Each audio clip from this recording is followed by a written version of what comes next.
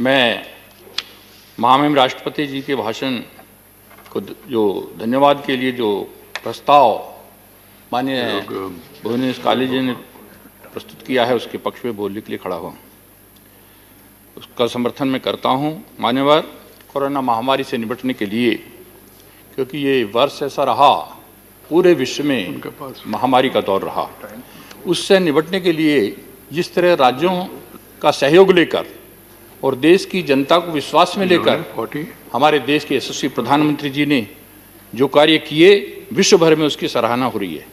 विश्व के न्यूनतम मृत्यु दर पर भारत में यहाँ 136 करोड़ लोगों की जान की चिंता की, वहीं विश्व के अन्य देशों को भी यहाँ से दवाएं भेजने का काम किया। यहाँ की मृत्यु दर प्रति लाख पर 112 रही। 48 घंटे के अंदर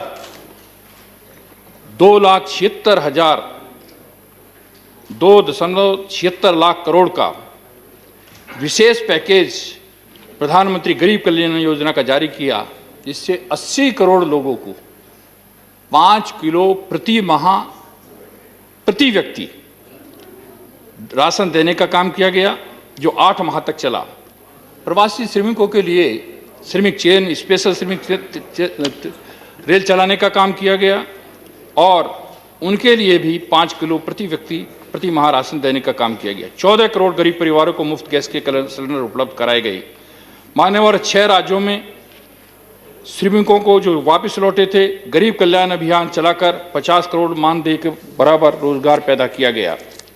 महोदय, यही नहीं, हमारे वर्तमान सरकार ने लगभग 3 करोड़ विधवा और दिव्यांगों को 500 रुपये प्रति माह के हिसाब से पेंशन दी और 4 करोड़ महिला और वृद्धों को जनधन खाते में 500 रुपये प्रति माह डाले।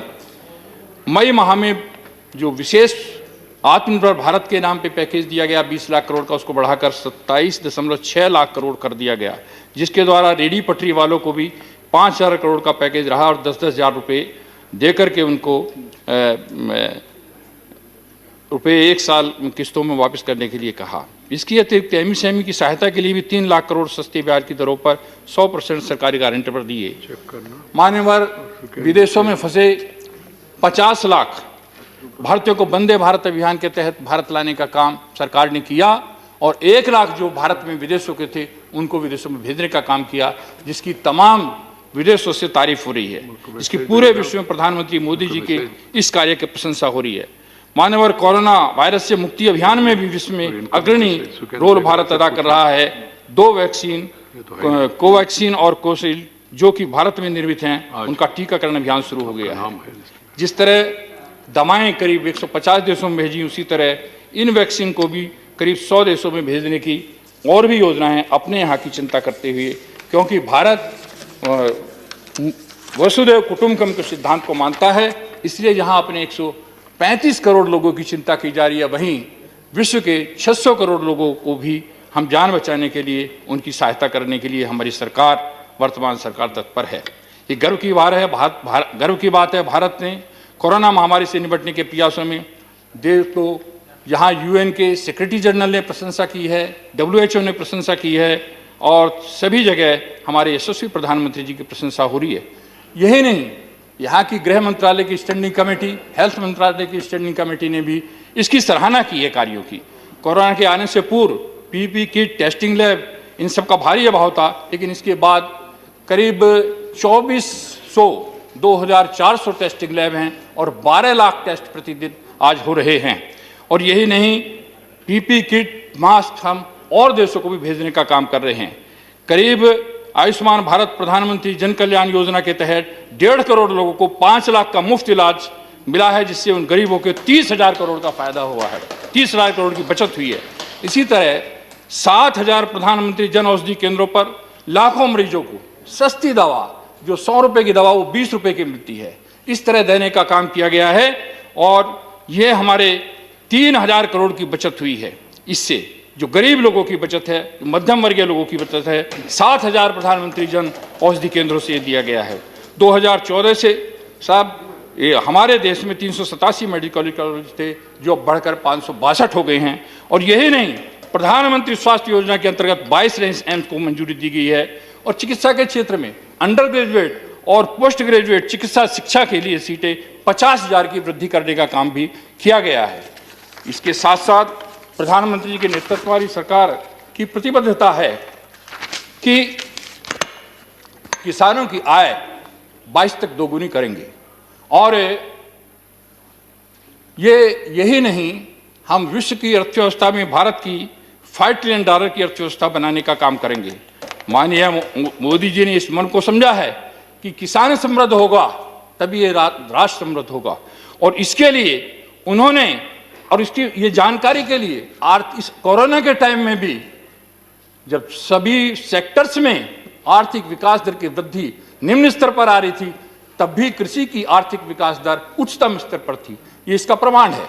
और इसके साथ साथ मैं बताना चाहता हूं सर कि यहाँ पर मान्यवर कृषि के क्षेत्र के विकास दर की वृद्धि उच्चतम स्तर पर रही। किसान जो इस, जब पुराना भी यदि हम इतिहास देखते हैं कि विश्व की अर्थव्यवस्था में सबसे बड़ा भारत ही सबसे समृद्धशाली राष्ट्र था जब यहाँ के 80% लोग खेती करते थे। करीब करीब 1750 तक भी ये स्थिति रही, 25% योगदान विश्व की अर्थव्यवस्था में भारत का था। लेकिन जब मोदी जी ने सत्ता संभाली तब तो ये कभी भी घट कर के विश्व की, उस समय जब देश आजाद हुआ था तब करीब 75% लोग खेती में थे और देश की अर्थव्यवस्था में कृषि का योगदान 51.8% था, कभी 52% था।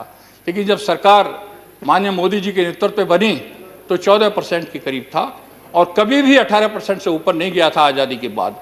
तो ये कारण क्या हुआ कि क्या किसानों की हालत खराब क्यों हुई, किसान क्यों पैसा छोड़ के जाने लगे। 5 से 12 तक 3 करोड़ 70 लाख किसानों ने खेती क्यों छोड़ी? क्योंकि किसानों के साथ न्याय नहीं हुआ। किसानों की 50% से जमीन में सिंचाई के साधन नहीं थे, भंडारण की अच्छी व्यवस्थाएं नहीं थी। और इसी को लेकर माननीय प्रधानमंत्री जी ने चिंता की। 25% अनाज करीब सड़के चला जाता। यहाँ जितना अनाज ऑस्ट्रेलिया पैदा करता है, जितना इंग्लैंड वाले खाते हैं, इतना हमारे यहाँ भंडारण के अभाव में सड़के चला जाता था। इसकी चिंता की कि हर खेत तक पानी पहुँचे, इसकी चिंता। अब ये बड़ा चुनौतीपूर्ण है कि किसानों की आय भी बढ़ानी है और विश्व में भारत की अर्थव्यवस्था को $5 ट्रिलियन तक पहुँचाना है, क्योंकि कांग्रेस का सबसे बड़ा रोजगार भी कृषि है। आज भी 45% रोजगार कृषि से मिलता है। इसको बढ़ा के 70% तक किया जा सकता है, क्योंकि 2/3 जनता कहीं ना कहीं किसान से जुड़ी हुई है। महोदय, मैं ये बताना चाहता हूं कि यहाँ आज करीब करीब 86% लघु और सीमांत किसान हैं और इनके पास बहुत कम जमीन है। 23% ऐसे हैं जिनके पास 150 गज से भी कम जमीन है। और विश्व में भी यदि हम देखते हैं कि विश्व में भारत का हिस्सेदारी इस खेती और जमीन की 18% है और पानी हमारे पास, आबादी हमारी 18% है, भूमि हमारे पास 2.4% है, पानी हमारे पास 4.2% है। कम भूमि और इस कम पानी में कैसे हम $5 ट्रिलियन पर इसको पहुंचाएंगे? चुनौती भरा काम है। लेकिन प्रधानमंत्री जी ने जिस तरह से कृषि के क्षेत्र में उनकी नेतृत्व में सरकार ने कदम उठाए हैं, उससे ये बिल्कुल संभव है कि कृषि की आय भी बढ़ेगी और ये $5 ट्रिलियन की अर्थव्यवस्था भी होगी। क्योंकि जो लघु और सीमांत किसान हैं, कम जमीन में कैसे ज़्यादा अब तक आमदनी हो, अभी तक कृषि उत्पादन पर जोर दिया जा रहा था। अब सरकार का कृषि उत्पादन के साथ जहां प्रोडक्टिविटी बढ़े, प्रोडक्शन बढ़े, वहीं एग्री बिजनेस भी बढ़े, इससे प्रोसेसिंग हो, इससे मार्केटिंग हो। इसके लिए सरकार प्रयत्नशील है। लघु और सीमांत किसानों के लिए सरकार ने पीछे 6 वर्ष में काफ़ी कदम उठाए हैं। नीम कोटेड यूरिया 100% किया है, इससे 6% लागत घटी है और 10% तक पैदावार बढ़ी है। इसी के साथ कृषि सिंचाई योजना दी है। कृषि सिंचाई योजना में भी जहां 99 परियोजनाएं पेंडिंग थी, उनमें अधिकांश को पूरा करने का काम किया है। वहीं कृषि सिंचाई क्षेत्र में बजट बढ़ाने के साथ 40,000 करोड़ का कॉर्पस फंड नाबार्ड में स्थापित करने का काम किया है। मान्यवर फसल बीमा योजना 1.5-2% पर प्रधानमंत्री फसल बीमा योजना शुरू की है, सॉइल हेल्थ कार्ड दिया है, किसान सम्मान निधि में 1,13,000 करोड़ अब तक किसानों के खाते में जा चुका है, 6,000 सालाना ये दिया जा रहा है। मान्यवर ई नाम से 1,000 मंडियों को जोड़ने का काम किया है, आगे भी 1,000 और मंडियों को जोड़ने की ये योजना है। पोस्ट हार्वेस्टिंग लॉसेस जो मैंने अभी कहा 15 से 22% तक होते हैं। एक सर्वे के अनुसार 92,000 करोड़ रुपए सालाना इसमें किसानों का खराब हो रहा है। जो यदि इसको बचाया जा सकता, मीट आउट किया जा सकता, 92,000 करोड़ का फायदा किसानों को होगा। तो इसकी चिंता करने का काम, ताकि भंडारण की चिंता हो। मान्यवर ये कृषि अनुसंधान सर्वे के अनुसार यहाँ कृषि उत्पाद यदि कंज्यूमर को 100 रुपये में मिलता है तो किसान की हिस्सेदारी उसमें 23 रुपये है। 100 में से 77 रुपये बिचौलियों के हाथ में जाता है। और मान्यवर मैं कोरोना के टाइम में व्यक्तिगत अपना एक्सपीरियंस शेयर कर रहा हूँ। मैं देहात से चला, एक खेत के पास गाड़ी में लौकी भरी थी, 10 रुपए की 3 किलो दी। गाजियाबाद एक्सटेंशन पे आकर पूछा 25 रुपए किलो, दिल्ली गोल मार्केट से मंगाई तो 30 रुपए किलो। तो वहां 3 रुपए किलो किसान दे रहा है और कंज्यूमर को 30 रुपए में मिल रही है, 27 रुपए बिचौलिए खा रहे हैं। इसका प्रैक्टिकल उदाहरण है कि इस तरह यदि इन बिचौलियों को समाप्त करने के लिए इन कानूनों के द्वारा बिचौलियों को समाप्त करने का जो प्रयास किया गया है, जो नए कानून आए हैं, मैं मान्यवर इसके साथ ही वैल्यू एडिशन करना। वैल्यू एडिशन हमारे देश में करीब 7% है, जबकि ब्राजील है, यूएस है, फिलीपींस है, बहुत देश है जहां 70% से अधिक वैल्यू एडिशन है। वैल्यू एडिशन के द्वारा किसानों की खेती बढ़ाना, डाइवर्सिफिकेशन करना इन नए कानूनों के द्वारा संभव है। क्यों? क्योंकि मैंने बताया 23% किसान ऐसे हैं जिनके पास तो 150 गज से भी कम जमीन है, 86% लघु सीमांत किसान हैं। ये किस तरह से एक किसान कम जमीन में ज्यादा इनकम करे, उसके लिए जरूरी है कि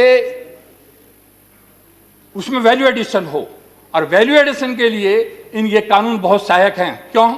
एक उदाहरण मैं देना चाहता हूं सर। बुलंदशहर का एक किसान हल्दी पैदा करता है, उसको 8 रुपये 10 रुपये किलो कच्ची हल्दी जाती थी, जाके देख सकते हैं, मैं देखा है। उसने उस कच्ची हल्दी को सुखाकर पाउडर बनाया, 5 किलो कच्ची हल्दी का 1 किलो पाउडर बना, और 1 किलो पाउडर को उन्होंने पैकिंग किया, ब्रांडिंग किया, और ब्रांडिंग करने के बाद वो बाजार में 300 रुपए किलो गई, 6 गुना वृद्धि। अब वो और किसानों से कह रहा है हल्दी पैदा करो, उनकी जमीन ले रहा है, और जो 10 नहीं 15 रुपए किलो मैं लूंगा। 15 रुपए किलो लेके भी 75 रुपए में 1 किलो हल्दी बनती है कच्ची, और उसके 300 रुपए बन जाते हैं। तो ये वैल्यू एडिशन के बिना, क्योंकि अब तक जो प्रोडक्शन पर जोर था, प्रोडक्शन के साथ साथ, प्रोडक्शन बढ़ाने के साथ साथ प्रॉफिटेबिलिटी भी बढ़ानी है। प्रॉफिट कैसे बढ़े, लाभकारी कैसे हो, तो ये आवश्यक है। दूसरा सर मैं एक और बताना चाहता हूं कि ये हमारे कोविड के समय फूलों की खेती वालों को बड़ा नुकसान हो रहा था। माननीय कृषि मंत्री जी बैठे हैं, मैंने उनको भी पत्र लिखा था और मिलकर भी कहा, आग्रह किया था। एक किसान मुझसे मिला, मैं जिस क्षेत्र से एमएलए रहा था वहां फूलों की अच्छी खेती होती है, गेंदे के फूलों की। उसने मुझसे कहा मुझे कोई खास नुकसान नहीं हुआ। मैं कहा क्यों? क्योंकि मैंने गेंदे के फूल से इत्र भी निकाला है और तेल भी निकाला है, क्योंकि प्रोसेसिंग किया है, तो उसको कोई नुकसान नहीं हुआ।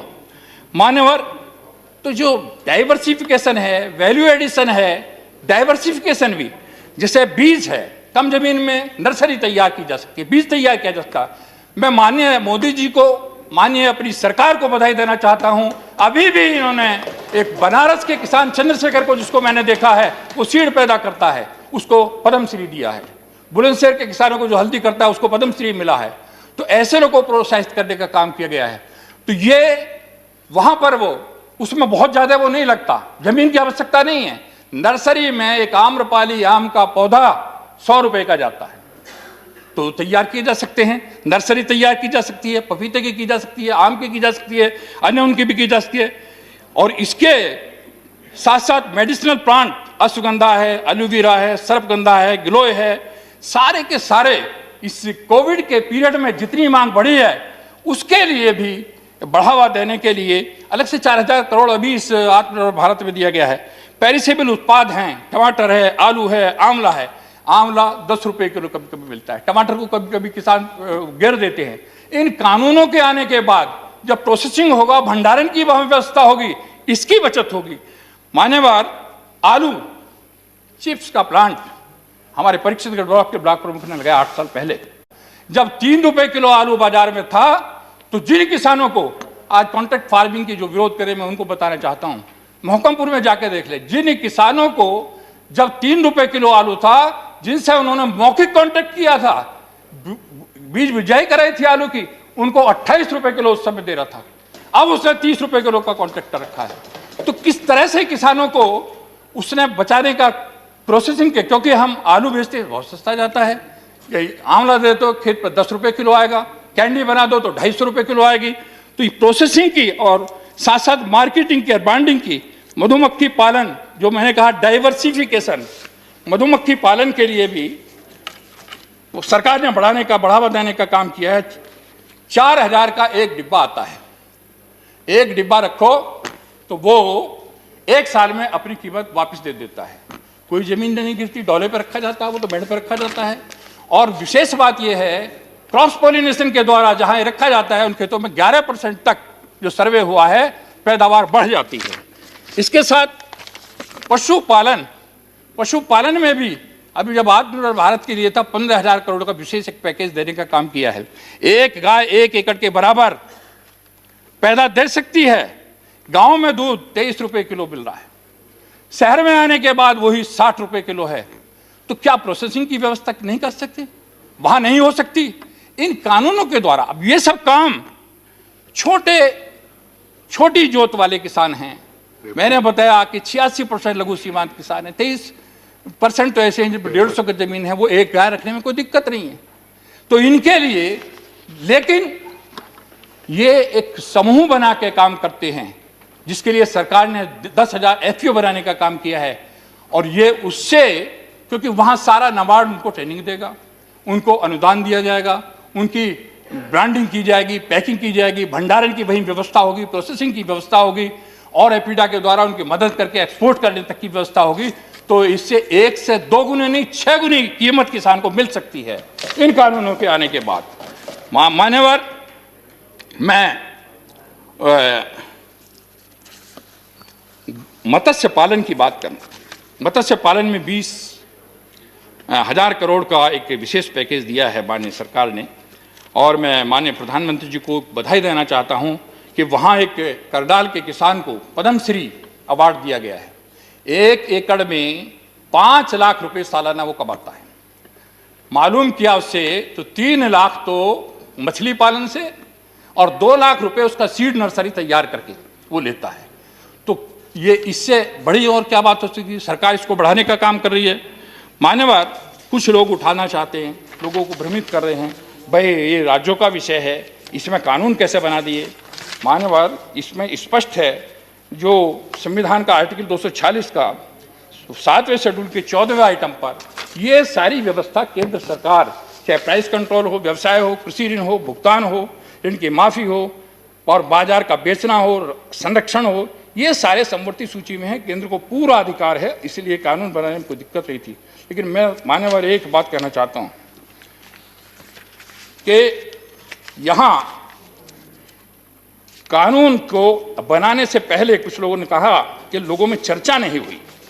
इस 15-20 साल में, 2 दशक में 12 एक्सपर्ट्स की कमेटी बनी है, और 12 एक्सपर्ट्स की कमेटी बनने के बाद एक कमेटी 2010 में माननीय भूपेंद्र सिंह हुड्डा की अध्यक्षता में बनी, हरियाणा के मुख्यमंत्री थे, उसकी भी रिपोर्ट है।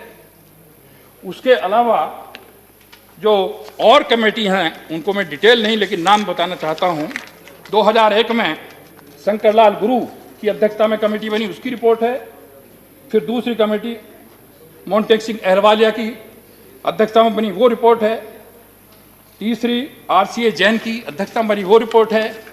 और चौथी हमारे ये डॉक्टर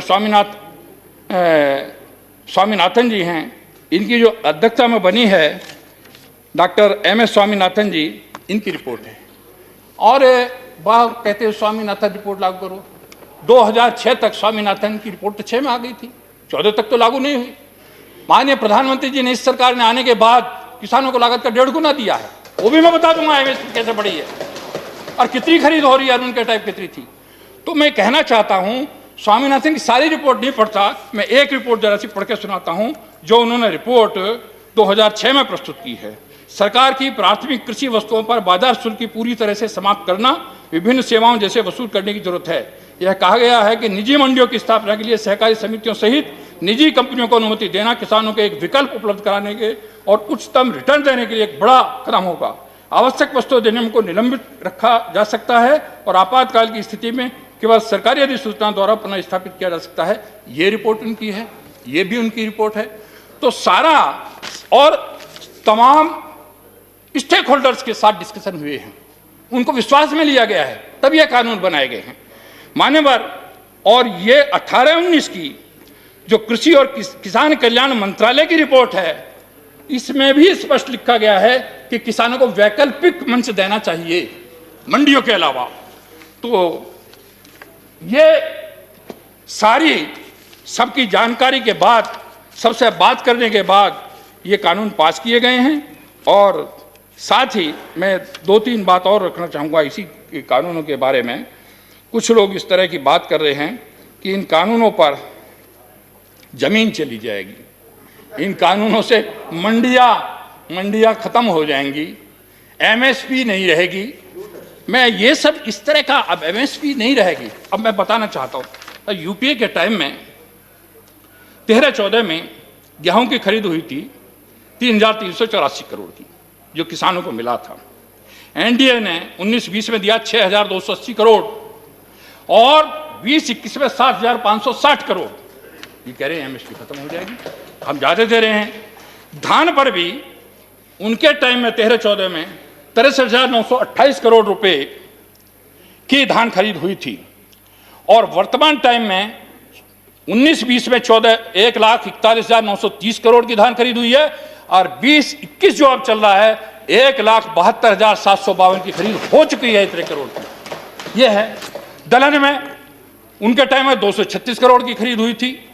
NDA के टाइम में 19-20 में 8,285 करोड़ की खरीद हुई है और अब तक 10,385 करोड़ की इस वर्ष में हो चुकी है। तो ये कैसे कह रहे हैं MSP खत्म हो जाएगी? ये सब गुमराह करने का जो प्रयास चल रहा है, क्योंकि कुछ हताशा में हैं। जहां भी चुनाव होते हैं मोदी जी के नेतृत्व में भारतीय जनता पार्टी हो बड़े उससे जीत रही है, तो इसलिए हताशा में भरे लोग किसानों के कंधे पर बंदूक रख के चलाना चाहते हैं। मान्यवर, अब 30,000 करोड़ की मैं कहा कि यहाँ 12 लाख हमारे लघु सीमांत किसानों की आय बढ़ाने के लिए प्रधानमंत्री ने जो कदम उठाए उसका मैंने बताया। अभी मान्यवर,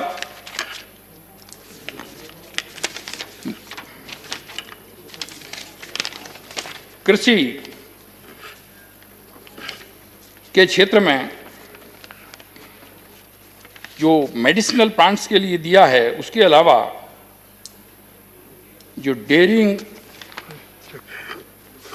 के लिए भी 15,000 करोड़ दिया है, मत्स्य के लिए 20,000 करोड़ दिया है। 1 लाख करोड़ का जो इंफ्रास्ट्रक्चर के लिए, गोडाउन्स के लिए, पोस्ट हार्वेस्टिंग लॉसेज जो करीब 192,000 करोड़ का है, यानी 25% तक है, 15 से 22% तक, उसको मीट आउट करने के लिए किया जा सकता है। तो ये दिया है 1 लाख करोड़ का एक विशेष किसानों के लिए। मान्यवर, जब ये इन कानूनों के द्वारा आप जो FPO बने हैं, किसान अपने, छोटा किसान है, मंडी ले जाता है, एक दिन खराब होता है, किराया लगता है, वहाँ टैक्स लगता है, और उसको पता नहीं वहाँ बिकेगा नहीं बिकेगा। मैं तो खुद बेचा है, मैं गुड़ ले जाता था, अगले दिन को भेज देते कल बिकेगा ये कह देते, तो उसकी नुकसान होता है। तो उसको यदि उसके द्वार पे विकल्प मिल रहा है तो दिक्कत क्या है? यदि उसको वहाँ भंडारण की व्यवस्था है, प्रोसेसिंग की व्यवस्था है, मार्केटिंग की व्यवस्था है, और किसान यदि अपना एफपीओ बनाकर मैदानी क्षेत्र में 300 और पहाड़ी क्षेत्र में 100 किसान काम करेंगे तो उनको पैन कार्ड की भी आवश्यकता नहीं है, सारी सुविधाएं होंगी। अब किसानों के बच्चे इन कानूनों के बाद जॉब सीकर नहीं, जो 10-10, 15-15 हज़ार की नौकरियों के लिए फिरते थे, जॉब क्रिएटर बनेंगे, जॉब प्रोड्यूसर बनेंगे, वो जॉब देने वाले होंगे, अपना कस्टम हायर सेंटर खोल सकते हैं। क्योंकि एक किसान छोटा किसान है, ट्रैक्टर लेगा उसकी तो काम नहीं चल सकता, और वो औरों का जुताई कर सकता है। एफपीओ के द्वारा वो सब सुविधाएं इनको मिल सकती हैं और सरकार वो सारी मदद उनकी करेगी, इसके लिए तैयार है। मान्यवर, इसके साथ ही मैं कहना चाहता हूं कि यहाँ करीब आधुनिक कृषि इंफ्रास्ट्रक्चर को विशेष ध्यान दे रही है। इसके लिए अब तक 100 से ज़्यादा वातानुकूलित किसान रेलें चलाई गई हैं, जिनमें 38,000 टन से ज़्यादा अनाज और फल सब्जियां एक क्षेत्र से दूसरे क्षेत्रों को भेजी जा रही हैं। दिक्कत ये थी, इन कानून के आने से पहले हमारा बागपत का किसान सोनीपत धान बेचने नहीं जा सकता था। अब जहाँ चाहे जब चाहे इन कानूनों के बाद जैसे चाहे जिसे चाहे बेच सकता है। लाठी पड़ते थे, ट्रैक्टर सीज हो जाते थे, एफआईआर होती थी, वहाँ का दूसरे प्रदेश में नहीं जा सकता था। तो ये वातानुकूलित रेलों के द्वारा दूसरी जगह पर भेजा गया है। अन्नदाता को ऊर्जादाता बनाने के लिए भी 20 लाख सोलर पंप लगाए जा रहे हैं। 6 वर्षों में सरकार की नीतियों के कारण एथेनॉल का उत्पादन, एथेनॉल बहुत इंपॉर्टेंट है सर, क्योंकि मैं गन्ना बैठ चाहता हूँ। एथेनॉल का मैं माननीय प्रधानमंत्री जी को बधाई देना चाहता हूँ कि एथेनॉल जो सरकार ने निश्चय किया है 22 तक 10% और 30 तक 20% पेट्रोल में मिलेगा। अभी इस साल 8.5% तक का लक्ष्य है। कभी 38 करोड़ लीटर प्रति वर्ष एथेनॉल बनता था 13-14 में। आज इस साल 320 करोड़ लीटर तक बनने की आशा है। पिछले साल 190 करोड़ लीटर बना था और अगले साल 22 तक 400 करोड़ लीटर बन जाएगा। ये इस एथेनॉल से सरकार, अभी सरकार ने मक्का है या एफसीआई है जहाँ अनाज करता है, उसके लिए भी ये पराली जलाई जाती है, इससे एथेनॉल निकाला जा सकता है, जड़ों से निकाला जा सकता है, गन्ने के रस से निकाला जा सकता है, जिस कारण से जो चीनी विश्व के स्तर पर बहुत नीचे भाव है, उसको प्रधानमंत्री जी ने निश्चित करके कि इससे नीचे घरेलू बाजार में भी नहीं बिकेगी। पहले 3100 रुपये किया था, अब 3300 किया। किसानों को बचाने का काम किया है, किसानों को सीधा लाभ पहुंचाने का काम किया है। एथेनॉल का मतलब किसान की इनकम बढ़ना और पर्यावरण की सुरक्षा होना और देश की जो मुद्दा बाहर जाती है, क्योंकि बाहर से पेट्रोल तेल कम मंगाया जाएगा, उसकी बचत होना, ये सारा काम बहुत तेजी से हो रहा है। एथेनॉल जो 38 से बढ़कर और 2022 तक 400 करोड़ लीटर प्रति वर्ष हो जाएगा। आदर्श गांव का निर्माण एक उत्तम उदाहरण है। 2014 से गरीब परिवारों के लिए प्रधानमंत्री जी का सपना है कि इस देश का कोई गरीब बिना घर के ना हो। उस घर में क्या हो, पक्का घर हो, उसमें शौचालय हो, उसमें गैस का कनेक्शन हो, उसमें बिजली का कनेक्शन हो, और कोई भी गरीब देश का बीमारी से पैसे के अभाव में ना मर जाए, इसलिए सारी योजनाएं चलाई जा रही हैं। आयुष्मान भारत योजना इसलिए चल रही है। इसी को ध्यान में रखकर सा पिछले 14 से करीब 2000 ग्रामीण परिवारों के लिए बनाए गए 2 करोड़ घर हैं। 22 तक हर गरीब की छत होगी और 10 करोड़ शौचालय का निर्माण अब तक हो चुका है। और पानी की जल जीवन मिशन के लिए 3 करोड़ परिवारों को पाइप वाटर सप्लाई से जोड़ा जा चुका है। ग्राम सड़क योजना के अंतर्गत ग्रामीण क्षेत्रों में ये कनेक्टिविटी भी बहुत जरूरी है। किसानों के लिए 6,42,000 किलोमीटर सड़क का निर्माण पूरा हो चुका है और 25,000 किलोमीटर राज्यों को सड़कों को भी अपग्रेड करने की योजना है। ऑप्टिकल फाइबर से जोड़ने का अभियान चल रहा है। मानव कुटीर उद्योग जो खत्म हो गए थे, कभी गांव में सब उद्योग होते थे, वैसे 50-60 साल की क्या नीतियां रहीं कि कुटीर उद्योग खत्म हुए, उसके लिए भूमिका को बढ़ाने के लिए, एमएसएमई की भूमिका को बढ़ाने के लिए बहुत कदम उठाए गए हैं। 3 लाख करोड़ रुपए की इमरजेंसी क्रेडिट गारंटी के अलावा 20,000 करोड़ का विशेष योजना फंड टू फंड जैसे प्रयासों से इनको बचाने का काम किया जा रहा है। जो जैम पोर्टल से दूर दराज वाले क्षेत्रों के एमएसएमई के सरकारी खरीद में पारदर्शिता के साथ साथ अधिक भागीदारी मिल जाएगी। महिला उद्यमियों की विशेष भूमिका, मुद्रा योजना के तहत 25 करोड़ से ज़्यादा ऋण महिलाओं को दिया जा चुका है, जिनमें 70% महिलाएं हैं। दीनदयाल अंत्योदय योजना में ग्रामीण आजीविका मिशन के अंतर्गत देश में अब तक 7 करोड़ से अधिक महिला उद्यमी करीब 66 लाख स्वयं सहायता बनाकर बैंकों के माध्यम से इनको 6 वर्षों में 3,40,000 करोड़ रुपया दिया जा चुका है। मान्यवर महिलाओं के स्वास्थ्य की ओर भी विशेष ध्यान दिया जा रहा है। 1 रुपये का सुविधा सैनिटरी नैपकिन, 1 रुपये का सुविधा नैपकिन चलाया गया है। गर्भवती महिलाओं को मुफ्त चेकअप की सुविधा है। मातृ मृत्यु दर 14 में 130 से अब घटकर 113 पे आ गई है और प्रति लाख में 5 वर्ष से कम आयु के बच्चों की मृत्यु दर भी पहली बार घटकर 36 से घटकर 9 तक आ गई है, जो वैश्विक स्तर पर 39 है। सरकार 3 करोड़ 20 लाख से ज़्यादा विद्यार्थियों को छात्रवृत्ति, इसमें अनुसूचित जाति और पिछड़ा वर्ग वनवासी के हैं, इनके दे रही है। और इसी प्रकार जनजातीय युवाओं के लिए एकलव्य आवासीय मॉडल स्कूल के विस्तार को किया जा रहा है। 500 से ज़्यादा स्कूल इसके लिए स्वीकृत हो चुके हैं। मान्यवर यही नहीं, वर्तमान सरकार ने ग्रुप सी और डी के इंटरव्यू समाप्त करके ग्रामीण क्षेत्र में रहने वाले गरीब लोगों के लिए सीधा उनको जो लाभ पहुंचाया है। हम मालूम है, हम उन क्षेत्रों से आते हैं कि किस तरह से इंटरव्यू में गड़बड़ होती थी। अच्छा लड़का को निकाल दिया जाता था और पक्षपात होता था। अब सरकार ने नेशनल रिक्रूटमेंट एजेंसी का गठन करने का निर्णय किया है, इसके लिए भी वो बधाई के पात्र हैं। मानव विकास की दौड़ में पीछे रहे 112 आकांक्षी जिलों में वर्तमान सरकार ने प्राथमिकता के आधार पर विकास कार्य को लागू कर रहा है। आदिवासी आजीविका प्रमुख साधन यानी वन उपज में मार्केटिंग, वन उपज आधारित छोटे उद्योगों की स्थापना और ऐसी कोशिशों से 6,000 करोड़ की अतिरिक्त राशि जनजातीय परिवारों तक पहुंची है। सरकार द्वारा 46 वन उपजों पर एमएसपी 90% तक बढ़ाई है। मान्यवर जनधन खातों के और आधार मोबाइल की त्रिशक्ति ने लोगों को जो फायदा पहुंचाया है, इससे 1,80,000 करोड़ रुपए गलत हाथों में जाने से बचा है। 1,80,000 करोड़ रुपए गलत हाथों में जाने। सरकार ने देश में उद्यमशीलता को प्रोत्साहित करने के लिए कंपनी अधिनियम के अनेक प्रावधानों को गैर आपराधिक बना दिया है।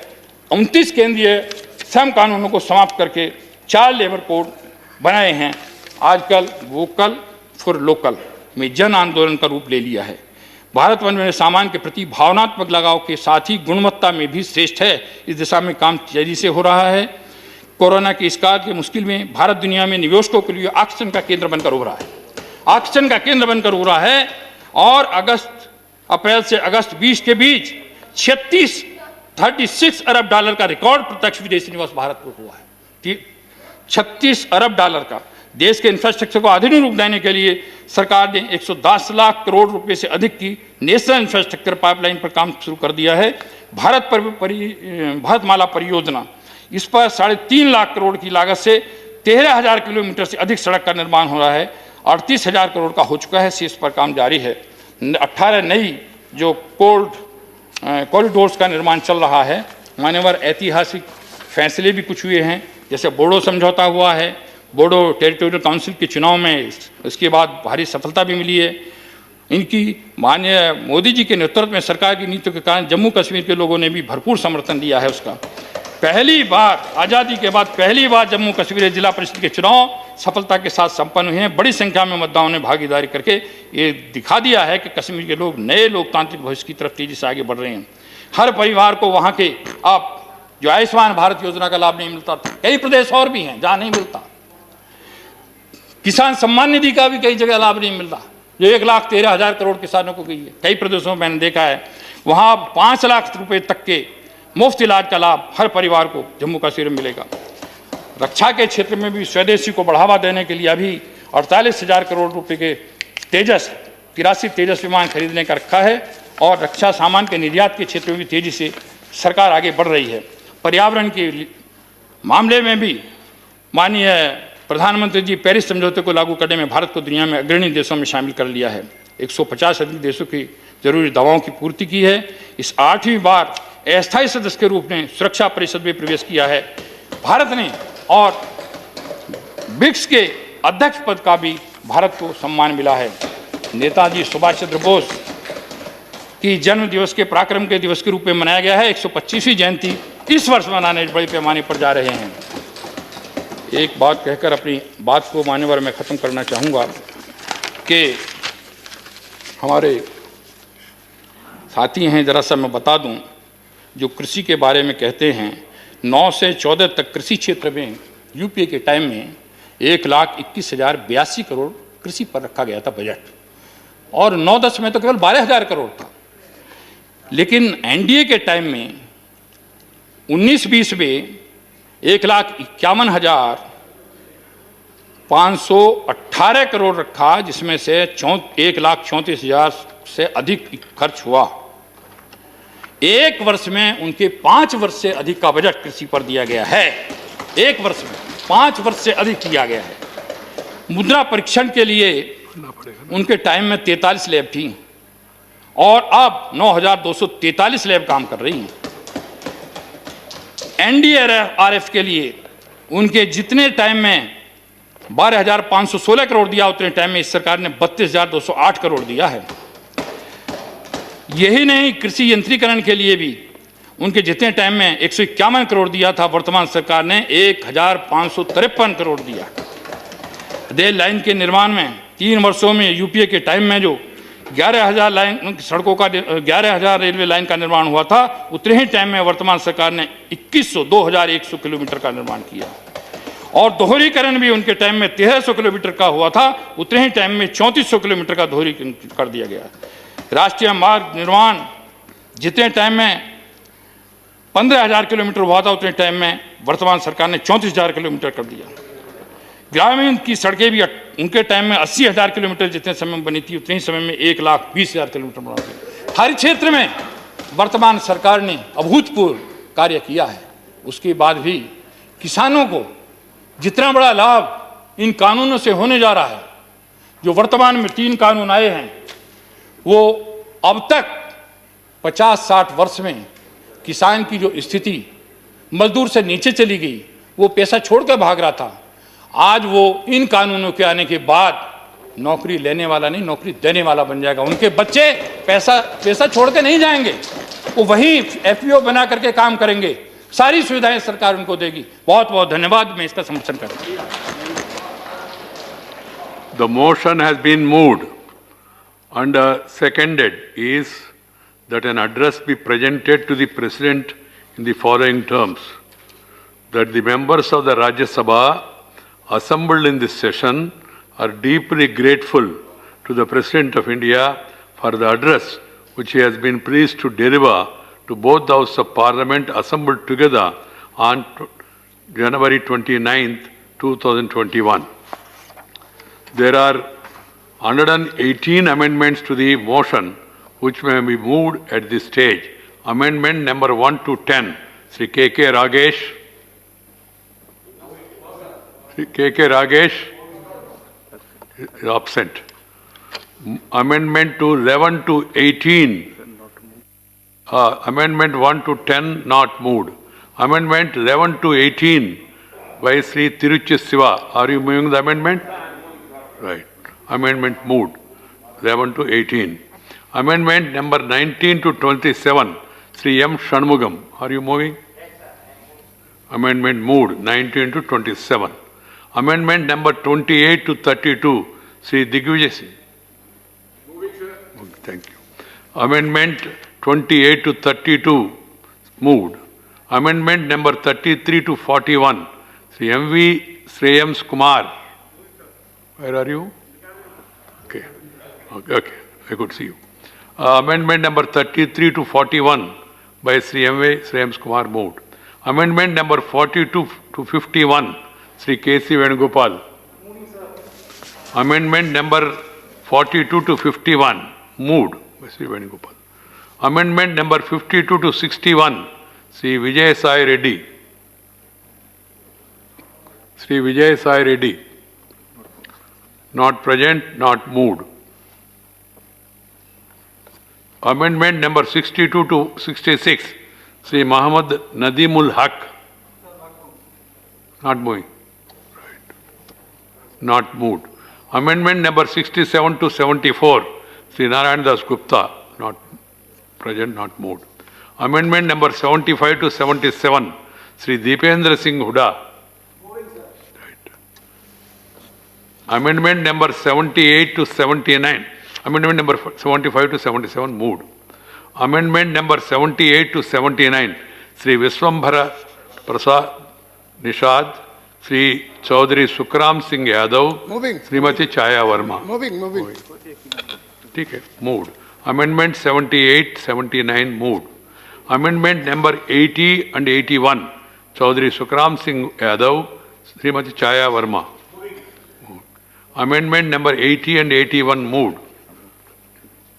Amendment number 82 to 89, Sri Viswambhar Prasad Nishad. Amendment number 82 to 89, moved. Amendment number 90 to 93, Chaudhary Sukram Singh Yadav. Moved. Amendment number 90 to 93, moved. Amendment number 94 to 97, Srimati Chaya Verma. Chaya ji, are you moving? Yes. Amendment moved. 94 to 97. Amendment number 98 to 106, Sri Bikash Ranjan. Moving this amendment. Where are you? I am in the Lok Sabha. Lok Sabha. Moved. Sri Yadamaram Karim. Yes. Moved. Amendment number 98 to 106, moved. Amendment number 107, Sri Bikash Ranjan. Moving. Moved. Amendment number 107, moved. Amendment number 108, Sri Yadamaram Karim. Moved. Amendment number 108, moved. Amendment number 109 to 118 by Sri P. Wilson. Where is Wilson?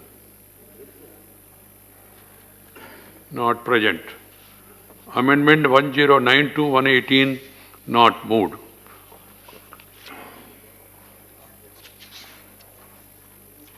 The motion and the amendments moved are now open for discussion.